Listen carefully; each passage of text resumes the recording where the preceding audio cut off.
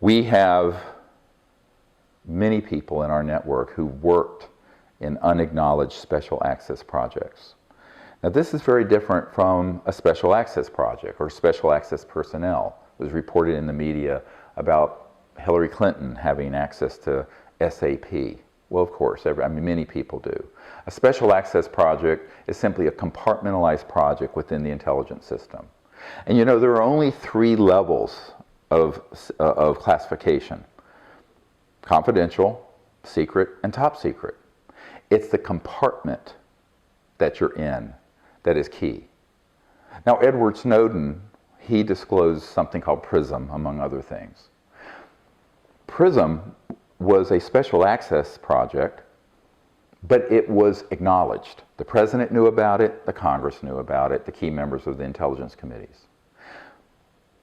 We're talking about unacknowledged special access projects that are funded to the tune of $100 to $200 billion a year that are illegal because they will not tell anyone that is not in that compartment what they're doing. And I have a number of people who worked in these projects. And for example, one Navy gentleman was in one project that was between $2 and $3 billion. One unacknowledged special access project compartment. These projects are exactly the fulfillment of what Eisenhower warned us about when he said, beware the military-industrial complex. And so it's for this reason that I want people to understand that what we're exposing are not all secrets within the US government or all secrets within the British government. We're only exposing, and this is going to be the greatest expose in history on this, projects that are unacknowledged and are being run illegally. I want to make this distinction very clearly so that people do not get confused. There's a lot of confusion on this in the public. And we stay on very safe ground when we are exposing projects that are being run illegally. Because let's face it, if the President of the United States or the CIA director or these senior fellows at the Pentagon, generals and admirals I've met with, and Ministry of Defense head in United Kingdom, are being denied access and lied to about projects going on under their own command, but that are unacknowledged special access projects, that is by definition unconstitutional and illegal. It violates all oversight requirements of the Constitution and of the National Security Act. So we want to be really clear that those are the projects that we are going to bring forward and let people know about.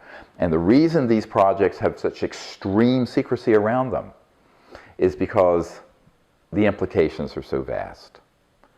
When I started this project, Starlight Initiative, which I was helping Lawrence Rockefeller, and he and I were in the early days in 1993 and 4 collaborating on this.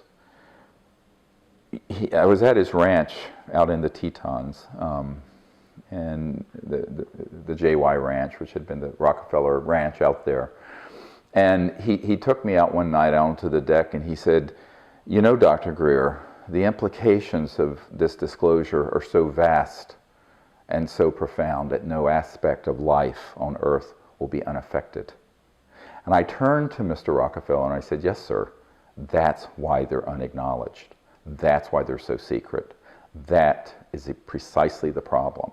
If this were a trivial issue, it would have leaked out in the New York Times decades ago.